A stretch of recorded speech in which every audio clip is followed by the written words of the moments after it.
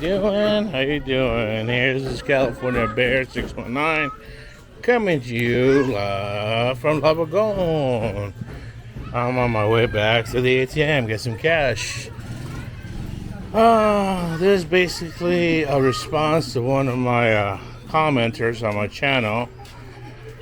They said if it's safe for a guy like me, meaning the commenter, to live out here.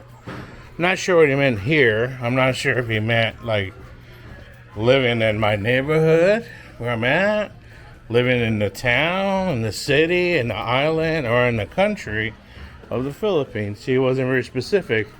So I think maybe I'll make this video about it in response.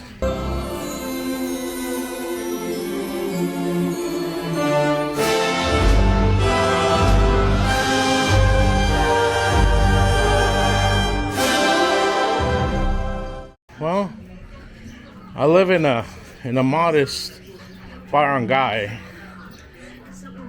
in Cebu. Morning. In Mandaue City.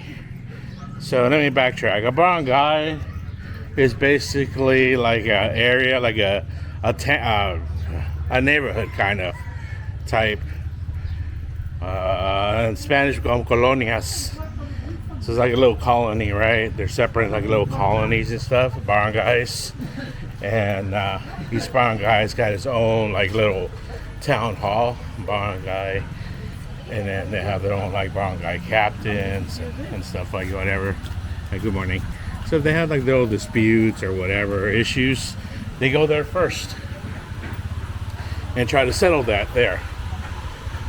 Between neighbors, between businesses, renters, whatever comes up before it goes to the next level, before it goes to the police, before it goes to the courts, you know, that kind of type of thing. All right, so this barangay is in the city of Mandaue City. Mandaue City is right next to Cebu City, which is the capital of the island of Cebu. I gotta look over my shoulder here because there's a little hallway and there's sometimes motorcycles behind me. Good morning. And I have to make sure there's no motorcycles in front of me or behind me. And I got my earphones. Thought I learned my lesson last time. So when I come out here, I make sure I look both ways. And I'm gonna catch a strike right now if I go there. I'm gonna try to speak as loud as I can here in this motorcycle. Well, I've been here since October. As I visited this barangay, because this is where my wife grew up, and it's pretty mellow. I mean, it's got its rough ends, but it's not that bad. I mean, it's got its reputation from what I was told, both from my in-laws and my family, neighbors, friends. The cab drivers are the ones that tell me the most. Every time I get a taxi coming over here or something, and I'm by myself, I'm just blocking my friend. And the truck driver's looking at me, what's he saying? They're like, whoa, Lavagon, you know, there's many bad people over there, you know, be careful, and yada, yada, yada. Excuse me. A little bit of a cough, congestion all coming out, so. And I listen, I nod my head, yes, you know, I keep to myself. You know, I just try to have a good attitude. I try to be friendly to everybody, cordial, and I'm polite. I respect, you know, I show respect to just about everybody, anybody. Have I been disrespected? Have I had people? Yes, I have. And 99.9% of the time, I will just walk away, not even say, dude, nothing, not even make a face. That 1% of the time, yes, there will be a reaction out of me. But for the most part, I won't be a typical American, or an American, should I say, because that's how we are. That's one thing you have to realize when you do go to the Philippines or any other country, anywhere. And that's the same thing where you're anywhere, even in the United States. If you go to a different state, a different town, different city, a different neighborhood, you have to mind your own business. You have to be mindful with the things that you say and do and act, because it's not your own place. Okay? You're a guest. So, act accordingly. And you should be okay. And that's basically what I told this comment. Just, hey, be cordial, be respectful, be mindful, and just keep to yourself, and you'll be all right. You're just as safe here as you are in my neighborhood. Now, is there potential dangers or hazards? Yes, there is, and we'll talk about that in a little bit. All right, I gotta pay the truck driver. Where was I? Is there dangers? Is there hazards potentially? Yeah, just like anywhere else there is. It all depends, There was a saying that my aunt told me when I first moved to Los Angeles, back from San Diego, back in 96. I moved from San Diego to Los Angeles, right? And I was staying with her for I think I stayed with her for 3 weeks before I got my own apartment. And I was telling her, hey man, this is pretty eye-opening, I mean, she lived in a well-known neighborhood called Boyle Heights. And a lot of you would know, if you know LA, it's one of the oldest. Good morning, how are you? Hi, nice seeing you. Yeah, I told you, I know people out here now. They know me too. That's the neighbor from around the corner.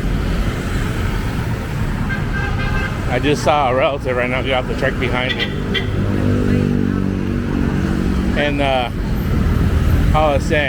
remember saying to her, hey man, it's kind of rough out here, I've been seeing some things, with my employees, and just the short things I've been seeing in the first week I was out there in LA.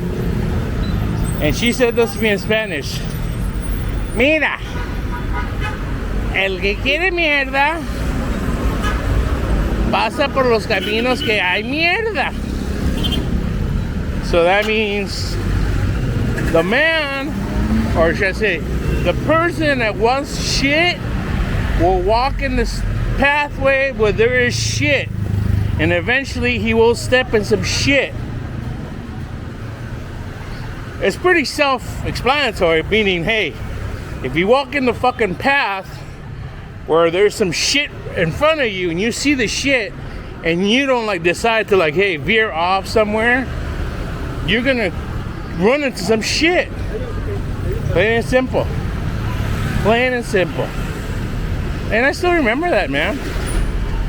So I live life that way. I try to keep to myself. I try not to put myself in situations where I'm gonna be, around, like I said, situations, people, things, I mean, when I first came to the Philippines, dude, people were always trying to sell me stuff. There we go. Always trying to sell me illegal stuff, basically. They will see my shirts, they'll see my tattoos, my long hair. And I said, no, thank you. Don't have to be rude about it. Don't have to be an asshole. Don't have to give them how should I say, a speech about how it's wrong, how it's illegal. Just say, no, thank you, bye-bye. Just keep going. That's it. I did the same thing. I applied the same mentality that I did when I would go to Mexico, Tijuana specifically. Since I'm in San Diego, grew up in San Diego, and I lived for a little bit of my life in Tijuana. You just don't go in certain neighborhoods. There's some neighborhoods you don't go there in daytime at all. Somewhere you don't go at night at all. I mean, it's downtown. I don't go walking around downtown in Tijuana, Mexico. Hell, I don't even go to Tijuana, Mexico at night, or even in Mexico at all anymore, but that's another story.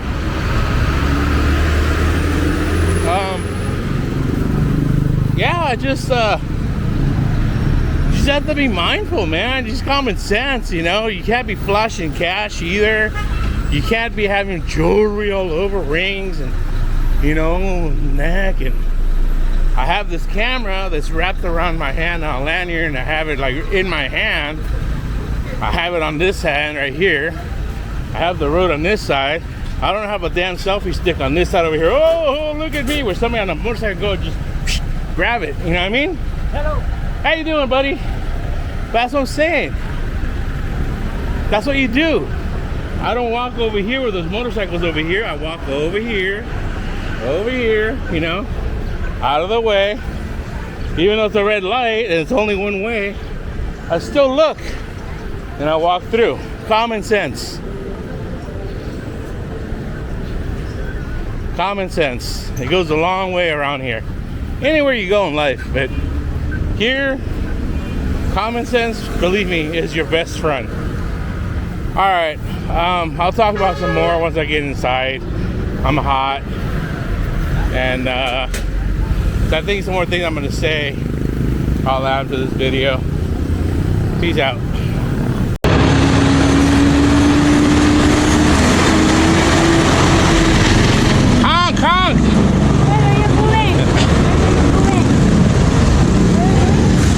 I'm over there.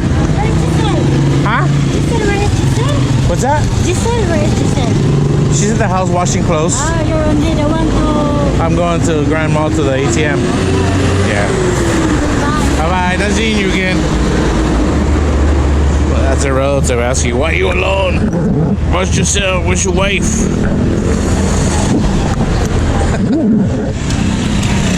Oh. I saw the husband by himself. I'm gonna go tell everybody now. Yeah, that's how it is around here, guys.